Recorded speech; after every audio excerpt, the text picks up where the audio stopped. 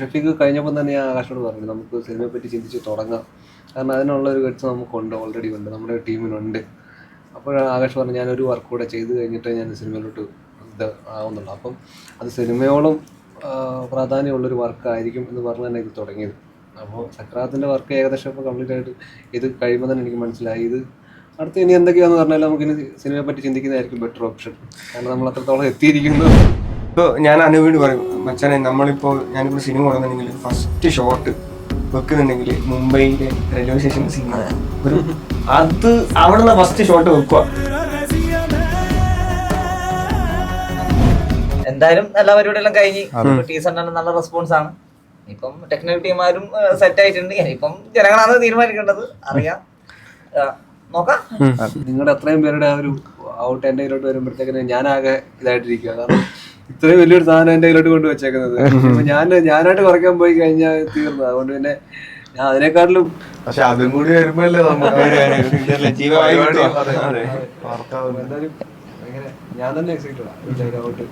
ഞാൻ ശ്യാമന്റെ ഫ്രെയിമിൽ തന്നെ ഞാൻ 80% ഓക്കെയാണ്.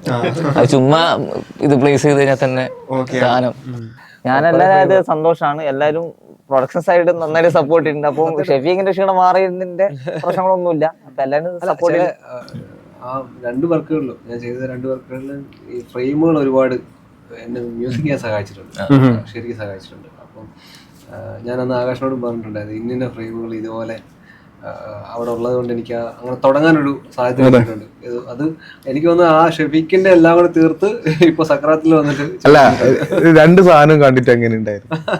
ഷെഫീഖിനെ അപ്രോച്ച് ചെയ്ത പോലെ എന്തായാലും അപ്രോച്ച് ചെയ്യാൻ പറ്റില്ല. പക്ഷെ അതിന്ന് വളരെ വ്യത്യസ്തമാണ്, പക്ഷെ അടിപൊളിയാണ്.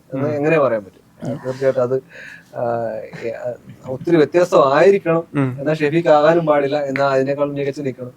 എല്ലാം കൊണ്ടും ഇത്രയും വലിയൊരു ഔട്ട് എനിക്കും ചലഞ്ചിങ്. ഷെഫീഖിന്റെ സമയത്ത് തന്നെ നമ്മളെ കൂടെ ഉള്ള ഒരാളാണ് സതീഷ്. ഇപ്പൊ നമ്മളെ ക്രിയേറ്റീവ് ഹെഡ് ആയിട്ടും ആകാശന്റെ കൂടെ എപ്പോഴും ഉണ്ട്, എല്ലാ കാര്യങ്ങളും വിളിച്ച് ചോദിക്കാറുണ്ട്. അപ്പം അദ്ദേഹത്തിന്റെ ഒരു കോൺട്രിബ്യൂഷൻ എങ്ങനെയാണ്?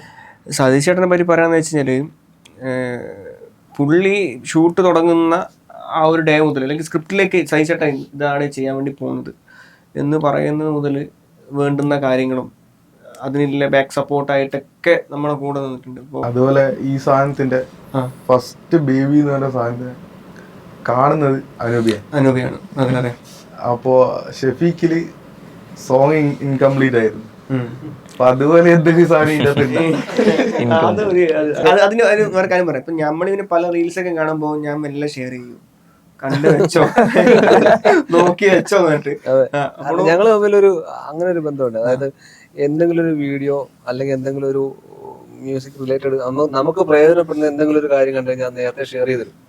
നമുക്ക് പിന്നത്തേക്ക് അത് പ്രയോജനപ്പെടും, അല്ലെങ്കിൽ ഇങ്ങനെ ഒരു സംഭവം അത് കണ്ടുവെച്ചോ, അത് നമുക്ക് പിന്നെ നമുക്ക് ഉപയോഗിക്കാം. അതുപോലെ എനിക്ക് ഇങ്ങനെ ഒരു പരിപാടി അതേപോലെ എനിക്ക് പിന്നെ നമ്മള് ഞാനും പറയാ എനിക്കുണ്ട്. അതായത് പറഞ്ഞില്ലേ തിരക്കഥ എഴുതൂല. ഇങ്ങനെ അല്ല, ആകാശിനെ സംബന്ധിച്ച് എനിക്ക് ഒന്നുകൂടെ എളുപ്പം, എനിക്ക് ഇതുപോലൊരു സാധനം വേണമെന്ന് അയച്ചു തരാൻ തോന്നുന്നു. എനിക്ക് ഒന്നുകൂടെ എളുപ്പം തോന്നുന്നു.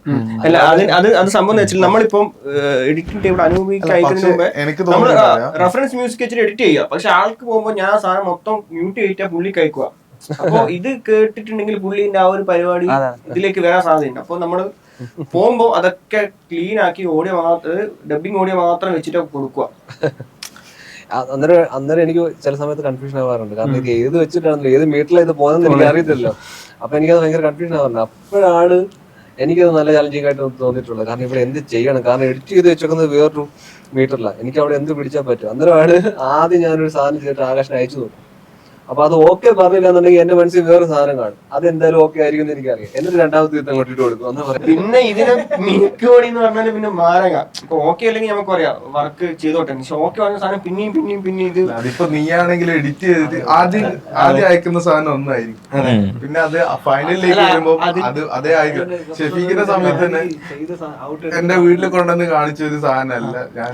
അല്ല ഈ മ്യൂസിക്കിന്റെ കാര്യം ഇവനിപ്പോ ഇങ്ങനെ ടീച്ചറിന്റെ കട്ട് ഇങ്ങനെ ചെയ്ത് അയച്ചു തരും. പറയും മ്യൂസിക് ഫൈനലായില്ല, കുറച്ചും കൂടി പഠിക്കും. ഇതിലെന്തേലും പണിയാൻ ഇതിൽ എന്താ.